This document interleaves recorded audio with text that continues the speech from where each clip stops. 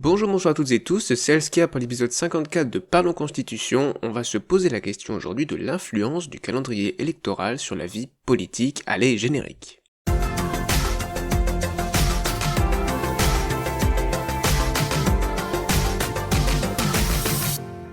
Et je vous propose de partir d'un exemple sur le calendrier électoral, c'est l'inversion du calendrier électoral en 2001. On commence par ça et ensuite on va généraliser petit à petit au cours de l'épisode. Donc tout d'abord, la révision constitutionnelle du 2 octobre 2000 sur le quinquennat présidentiel fait passer de 7 à 5 ans le mandat de président de la République. C'est-à-dire que le président de la République est élu pour 5 ans, alors qu'avant cette révision constitutionnelle, il était élu pour 7 ans. Ce qui fait que le mandat de président de la République devient égal au mandat des députés. Les députés sont élus pour 5 ans, donc les deux sont élus pour la même durée. Mais alors, pourquoi est-ce qu'il y a ce passage? Quels sont les objectifs de ce passage de 7 à 5 ans? Le passage du mandat de président à 5 ans a deux objectifs principaux, le renouvellement plus fréquent du mandat présidentiel d'abord, puisque évidemment, le président de la République étant élu tous les 5 ans, il y a un renouvellement plus fréquent que tous les 7 ans, c'est logique, j'ai pas besoin de vous expliquer pourquoi. Mais il y avait un autre objectif. C'est la diminution du risque de cohabitation. Pourquoi ça? Parce que si le président de la République est élu pour 5 ans, en même temps, ou dans la même année en tout cas, que les députés, il y a une baisse du risque de cohabitation parce que, comme les élections sont la même année, les électeurs ont tendance à voter pour le même parti. Mais ça, ce n'est pas dû au passage au quinquennat seulement. En fait, cette diminution des risques de cohabitation, elle est bien sûr due à ce passage à 5 ans, à cette égalisation du mandat de président de la République avec celui de député, mais pas seulement, en fait, il y a la loi organique du 15 mai 2001 qui va vraiment permettre cette diminution du risque de cohabitation. Alors, juste la cohabitation, là j'en parle, peut-être que certains d'entre vous ne savent pas ce que c'est lorsque le président de la République n'est pas du même bord politique, du même parti politique que l'Assemblée nationale. Dans ce cas-là, on parle de cohabitation parce que le président de la République, en tant que chef de l'exécutif dans la Constitution de la Ve République, n'est pas en accord avec l'Assemblée nationale qui est la principale chambre au sein du Parlement pour le pouvoir législatif. C'est surtout elle qui fait la loi, bien sûr, avec le Sénat dans la Ve République, mais c'est surtout l'Assemblée nationale, puisqu'elle a le dernier mot. Donc en cas de cohabitation, il y a un désaccord entre l'exécutif, en tout cas le président de la République, et le pouvoir législatif, en particulier l'Assemblée nationale. Ce qui fait que, dans la pratique, ce qui s'est passé lors des cohabitations, c'est que le président de la République choisissait un premier ministre issu de la majorité au Parlement, donc de la majorité à l'Assemblée nationale. Et cohabitait alors, au sein de l'exécutif, un gouvernement qui n'est pas du même bord politique que le président de la République. Donc l'égalisation du mandat de président de la République avec celui des députés, c'est pour diminuer ce risque de cohabitation, mais c'est surtout possible grâce à la loi organique du 15 mai 2001 qui fait passer les élections législatives de avril à juin. Elles se déroulent maintenant en juin, alors que les élections présidentielles se déroulent en avril. Et c'est ça, justement, l'inversion du calendrier électoral. À quoi ça sert de faire passer les élections législatives après les élections présidentielles? Eh bien en fait, ça renforce la présidentialisation du régime, car les élections législatives ont alors tendance à donner au président de la République nouvellement élu une majorité parlementaire qui lui est favorable.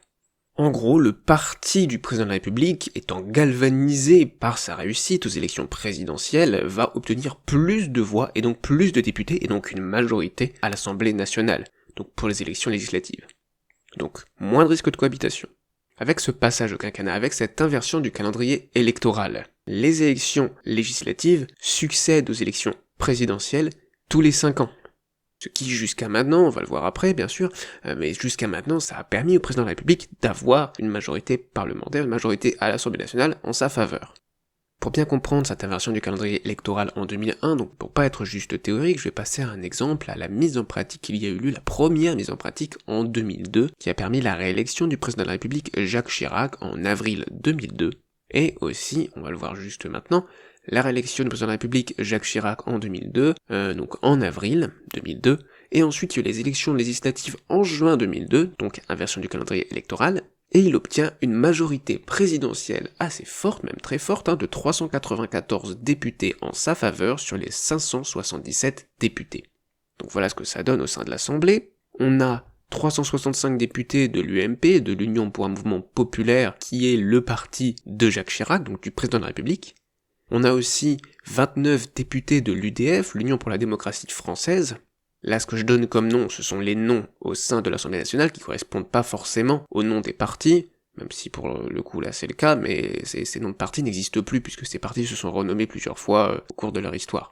Donc, ces partis existent toujours, mais ils sont sous un autre nom. Bref, peu importe, ces deux partis-là, qui correspondent à la droite française, la droite républicaine française, forment la majorité présidentielle. Ces deux partis sont d'accord avec la politique que souhaite mener le président de la République Jacques Chirac. Ils le soutiennent, le président de la République peut donc nommer un gouvernement issu de ces partis-là, issu de son parti, de l'UMP, très clairement, puisqu'il a largement la majorité. Et on a ce qu'on appelle un fait majoritaire, même si ce sera le sujet du prochain épisode, ici c'est un fait majoritaire, le président de la République a une assemblée nationale en sa faveur, de son parti, et donc va choisir un gouvernement de son parti. Donc à part cette majorité présidentielle, on a aussi le groupe socialiste radical citoyen, SRC avec 141 députés, le groupe communiste et républicain avec 21 députés, et 21 députés qui sont non inscrits. Alors là, les chiffres que je donne, je crois que c'est au début de la législature qui a commencé en 2002, donc de 2002 à 2007, mais le nombre a pu varier puisqu'il y a des députés qui ont pu partir de leur groupe, changer de groupe, se mettre non inscrits, etc., etc. Il y a pu avoir quelques petites variations, mais en tout cas, entre 2002 et 2007, Jacques Chirac a eu une majorité à l'Assemblée nationale qui lui a permis de gouverner sans cohabitation, de gouverner pleinement et tel qu'il le voulait. Bien sûr en faisant quelques compromis avec les députés de son parti, puisqu'on n'est jamais 100% d'accord avec la ligne de son parti, c'est évident, mais en tout cas, dans les grandes lignes, il a pu mener la politique qu'il souhaitait. Il n'était pas en cohabitation, il y avait un fait majoritaire, et tout ça, c'est grâce au quinquennat et à l'inversion du calendrier électoral. Et par la suite, sur les 20 prochaines années, le fait majoritaire, issu de ce calendrier électoral, avec les élections législatives juste après les élections présidentielles et un mandat de député et de président de la République de 5 ans, ça a permis aux présidents successifs d'avoir à chaque fois une majorité. Donc Jacques Chirac en 2002, ensuite 5 ans plus tard, Nicolas Sarkozy en 2007, François Hollande en 2012, Emmanuel Macron en 2017. Mais en 2022, ça a été plus compliqué. Emmanuel Macron a été réélu, mais il n'a pas eu de majorité franche à l'Assemblée nationale, et il a dû faire une alliance avec les Républicains pour ne pas avoir de gouvernement censuré. C'était un peu bancal, mais ça passait quand même, de façon un peu limite. Et c'est ensuite, en 2024, que tout a cédé. Tout a cédé, c'est cette année que tout a cédé, vers la fin de l'inversion du calendrier électoral, c'est la question qu'on peut se poser après ce qui s'est passé récemment. Pour ceux qui voient cette vidéo en 2024, vous savez sans doute ce qui s'est passé, Il y a eu une dissolution de l'Assemblée nationale en France. Donc en 2024, le président de la République est toujours président de la République. Après une défaite aux élections européennes, il décide de dissoudre l'Assemblée nationale, et on se retrouve avec une Assemblée nationale à 3 partis, le Rassemblement national pour le parti d'extrême droite, des partis centristes, un bloc plus ou moins centriste, des républicains, en tout cas de la droite républicaine, on va dire ça comme ça, jusqu'aux partis qui soutiennent Emmanuel Macron, donc qui forment un bloc central, et un autre bloc, le Nouveau Front Populaire, composé de principalement 4 groupes à l'Assemblée nationale, les communistes, la France Insoumise, les socialistes et les écologistes. Donc comme c'est quelque chose de tout chaud, cette nouvelle assemblée, c'est cette année qu'elle a été élue, je vais pas en parler d'un point de vue politique, c'est pas ce qui m'intéresse, là c'est d'un point de vue institutionnel par rapport à l'influence du calendrier électoral sur la vie politique. Qu'est-ce que ça fait, cette dissolution ? Est-ce que ça va causer la fin de l'inversion du calendrier électoral ? On peut se poser la question, puisque en effet, les nouveaux députés élus en 2024 après la dissolution sont élus pour 5 ans. Il y a donc un décalage entre l'élection du président de la République en 2022, et donc la prochaine élection présidentielle en 2027, et maintenant les élections législatives, qui se dérouleront non plus en 2027 après l'élection présidentielle, mais en 2029, puisque 2024 plus 5 ans le mandat de député, ça nous amène à 2029. Il n'y a plus cette concordance des élections législatives qui arrivent juste après, dans la foulée des élections présidentielles. Donc est-ce qu'on va aller vers la fin de l'inversion du calendrier électoral ? Eh bien on pourrait dire que oui, s'il n'y a pas de démission, destitution ou empêchement du président de la République, ou de nouvelle dissolution de l'Assemblée nationale. Vous voyez que ça fait quand même quelques conditions. Pourquoi, s'il n'y a pas de démission, destitution, empêchement du président de la République, ou de nouvelle dissolution de l'Assemblée nationale ? Tout simplement, car si un de ces événements arrive, il va de nouveau y avoir un décalage, un changement, une nouvelle élection présidentielle ou législative qui va permettre potentiellement de revenir au même calendrier électoral. Prenons rapidement l'exemple de la démission. Si le président de la République démissionne, le prochain président de la République démissionne en 2029, juste avant les élections législatives, il va y avoir des élections présidentielles juste avant les élections législatives en 2029, et donc on va avoir de nouveau le même calendrier électoral qui va se mettre en place. Même chose s'il est destitué, ce qui est quand même assez difficile à faire en France actuellement, mais s'il est destitué juste avant les élections législatives, et qu'il y a une élection présidentielle juste avant les élections législatives, le calendrier électoral va revenir. Pareil s'il y a un empêchement du président de la République. Quand je dis empêchement, ça peut être un décès par exemple. Ou alors il peut y avoir également une nouvelle dissolution de l'Assemblée nationale, juste après les élections présidentielles de 2027. Et car dans ce cas-là, sinon c'est non. Si, par exemple, un président de la République peut très bien dissoudre l'Assemblée nationale après avoir été élu pour obtenir une majorité parlementaire en sa faveur. Et c'est sans doute ce qu'il y a de plus probable. Le calendrier électoral avec le quinquennat et l'inversion du calendrier électoral était favorable au président puisqu'il permettait, en tout cas il permettait pas toujours, mais puisqu'en 2022 c'était un peu limite, mais il permettait quand même plus, il donnait un avantage de galvanisation après les élections présidentielles, de concordance des élections et des majorités dans l'opinion publique, en faveur du président de la République avec l'élection des députés d'une majorité parlementaire en sa faveur lors des élections législatives qui succèdent aux élections présidentielles. Donc pour moi, est-ce que cette dissolution de l'Assemblée nationale en 2024 va mettre fin à la version du calendrier électoral? Pour moi, je pense que ce n'est pas possible. Là, on va dire qu'il est mis en pause, on a un calendrier qui va être un peu différent, à moins qu'il y ait d'autres événements politiques, il est très fort probable qu'un président de la République nouvellement élu, en 2027 ou même avant, s'il y a dissolution ou destitution en 2025 ou en 2026, un président de la République nouvellement élu aura fortement intérêt à dissoudre l'Assemblée nationale pour obtenir une majorité parlementaire en sa faveur et pouvoir appliquer la politique qu'il souhaite. Donc rétablir le calendrier électoral, qui est dû surtout en fait à la durée égale des mandats.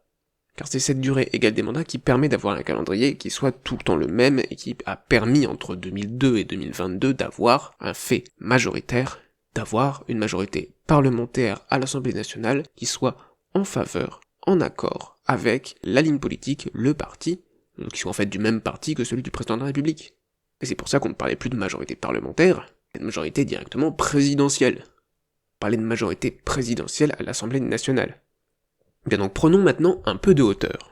Avec ces deux partis, on a vu un exemple. On a vu comment la durée des mandats, on a vu comment une dissolution de l'Assemblée nationale pouvait influencer le calendrier électoral, ce qui peut aussi influencer la vie politique, puisque l'inversion du calendrier électoral a influencé la vie politique en créant une majorité parlementaire, un fait majoritaire qui se répète de 5 ans en 5 ans d'élection en élection. Donc prenons de la hauteur et parlons du problème insoluble de l'influence du calendrier électoral sur la vie politique. Et oui, c'est un problème en fait insoluble. Il n'est pas dû à l'inversion du calendrier électoral, ou au quinquennat, ou à quoi que ce soit d'autre. En fait, si les durées des mandats étaient différentes, ce qui a déjà été le cas, le problème persisterait, il y aurait toujours une influence du calendrier électoral sur la vie politique. Pourquoi ? Car quand les élections se suivent, les résultats de la première influencent forcément la seconde. C'est ce qui s'est passé avec l'inversion du calendrier électoral, avec l'élection de 2002, qu'on a vu juste avant. Mais si les élections ne se suivent pas, s'il y a des élections au milieu du mandat de l'autre, il y a un risque de vote sanction. C'est-à-dire que s'il y a des élections présidentielles au milieu du mandat des députés, eh bien les citoyens, qui sont souvent mécontents de la politique, qui ont souvent des critiques, en tout cas c'est plus facile d'être mécontent que d'être satisfait, vont plutôt avoir tendance à voter pour sanctionner la majorité parlementaire. Et donc élire un président de la République qui soit en désaccord, qui ne soit pas du même parti que la majorité parlementaire. Et inversement, si le mandat de président de la République est en cours et qu'il y a des élections législatives, il va y avoir une tendance, un risque de vote sanction pour sanctionner le président de la République et potentiellement son gouvernement s'il n'y avait pas de cohabitation, mais enfin ça dépend aussi avec les cohabitations, il y aura possiblement un vote sanction. C'est pour ça qu'avant 2002, avant l'inversion du calendrier électoral, on avait des alternances entre périodes de cohabitation, périodes où le président de la République concordait avec la majorité parlementaire, et ce qui crée une majorité présidentielle, etc., Vous voyez ? Comme la durée des mandats était différente, ça faisait une espèce de roulement, on passait de 3 ans de cohabitation, après on avait 6 ans de majorité, de fait majoritaire avec un président qui soit du même parti que la majorité à l'Assemblée nationale. Là je dis des chiffres au hasard, hein. J'ai plus les chiffres exactement en tête du nombre d'années pour les cohabitations, etc., juste avant l'inversion du calendrier électoral en 2001-2002. J'espère que vous comprenez l'idée. Est-ce que vous comprenez? Si vous comprenez pas, n'hésitez pas dans les commentaires, bien sûr, posez des questions, j'y répondrai, ou d'autres vous répondront potentiellement pour vous éclairer si ce n'est pas clair, mais je pense que j'ai été clair, et on va encore prendre plus de généralité. En fait, ce qu'on voit, c'est qu'il y a 3 facteurs importants qui concernent le calendrier électoral. Ce sont ces trois facteurs-là qui vont définir quel est le calendrier électoral. La durée de mandat, évidemment, on en a parlé, c'est elle qui a permis, avec l'inversion du calendrier électoral, ces 20 ans de fait majoritaire. Cette inversion du calendrier électoral, comme on l'appelle, c'est pas moi qui ai inventé le nom, même si je trouve qu'il peut porter à confusion, parce que du coup là j'ai parlé d'inversion du calendrier électoral pour parler de la période de ce calendrier électoral spécifique, alors que c'est plutôt en 2001 qu'il y a eu inversion, et après un nouveau calendrier électoral. Bref, peu importe, passons là-dessus.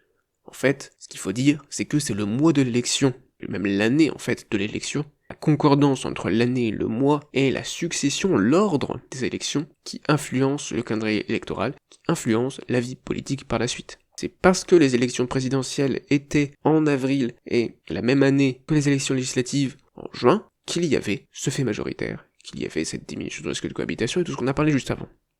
Et bien évidemment, on a vu que ce qui peut influencer le calendrier électoral, c'est les pouvoirs de dissolution ou de destitution. C'est lorsqu'en fait, le mandat des députés ou le mandat du président de la République peut être raccourci, peut être mis à son terme plus tôt, donc par une dissolution, par un empêchement pour le président de la République ou ce genre de choses.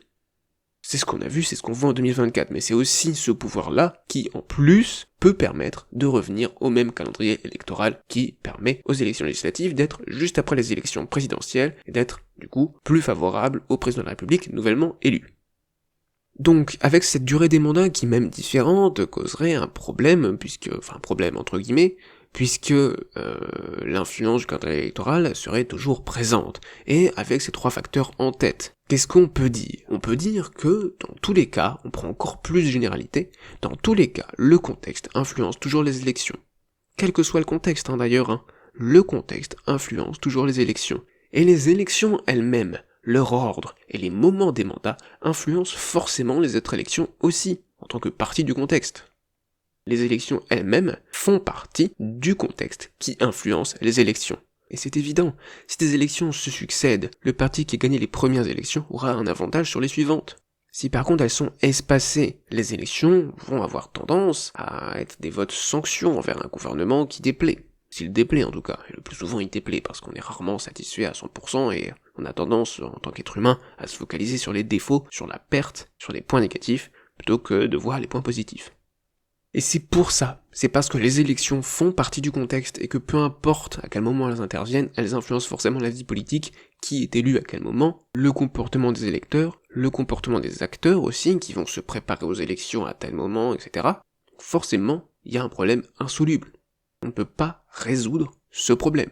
Il y aura toujours une influence du calendrier électoral sur la vie politique.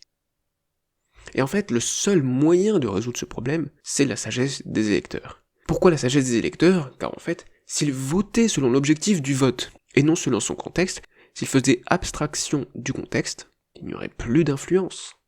Peu importe à quel moment elles adviennent les élections, s'ils votent en fonction de l'objectif du vote, en fonction de pour qui ils votent, et pas en fonction de qui est-ce qui a exercé avant, du contexte autour, des potentiels scandales, s'ils votaient seulement en fonction des programmes, et de pour qui ils votaient, de la personne pour qui ils votent, ou des partis pour qui ils votent, sur l'objectif, bien sûr, sur l'objectif d'élire un président de la République ou d'élire des députés, c'est pas le même objectif, ce sont pas les mêmes pouvoirs. Eh bien, si les électeurs avaient cette sagesse de voter selon l'objectif du vote et de faire abstraction du contexte, alors le problème serait résolu, il n'y aurait plus d'influence du calendrier électoral sur la vie politique. Mais est-ce que c'est vraiment possible? Est-ce que c'est vraiment possible? Car de toute façon, l'évaluation d'une personnalité, d'une politique, d'un parti, ça évolue forcément en fonction de si le parti, la personnalité ou la politique publique a pu être mise en place, si le parti, la personnalité a eu le temps ou non d'exercer le pouvoir. Effectivement, si le président de la République vient d'être élu, qu'il n'a pas eu le temps d'exercer le pouvoir, et qu'il y a ensuite des élections législatives, l'évaluation qui était en faveur de son parti et de lui-même ne va pas beaucoup évoluer. Par contre, s'il a le temps d'exercer le pouvoir pendant 1 an, 2 ans avant qu'il y ait des élections législatives, alors là, il peut y avoir une évolution, soit positive, mais le plus souvent négative, et conduire ainsi les électeurs à voter pour sanctionner le président de la République. Donc est-ce que ce que j'appelle là la sagesse des électeurs qui voteraient selon l'objectif du vote, est-ce que ce n'est pas en fait une chimère, quelque chose qui ne peut pas exister? Déjà d'un point de vue pratique, parce que les électeurs ne vont pas voter en fonction de l'objectif du vote toujours, et surtout car faire abstraction du contexte pour évaluer quelqu'un, ce n'est pas réellement possible. Et c'est là-dessus que je vous propose d'arriver à la conclusion. On va revenir sur ce qu'on a dit lors de cet épisode pour bien clarifier les choses, l'influence du calendrier électoral sur les élections. Il y a 3 facteurs déterminants, la durée du mandat, le mois ou l'année de l'élection aussi, et les pouvoirs de dissolution destitution. Si les durées des mandats étaient différentes, le problème persisterait, car si les élections se suivent, les résultats de la première influencent forcément la seconde. Si par contre les élections sont au milieu du mandat de l'autre, il y a un risque de vote sanction. Bien, donc on a vu plusieurs exemples, j'ai discuté de cohabitation, on a parlé de l'inversion du calendrier électoral en 2001, avec sa potentielle fin en 2024, ce qui pour moi ne sera pas le cas, puisque c'est très facile de revenir au même calendrier électoral, avec dissolution, avec destitution, avec ces pouvoirs-là, on peut très bien recréer un calendrier électoral avec les élections présidentielles qui sont juste avant les élections législatives. Et on a vu enfin que le contexte, dont l'ordre des élections, le temps ou non d'exercer le pouvoir, influence toujours les élections.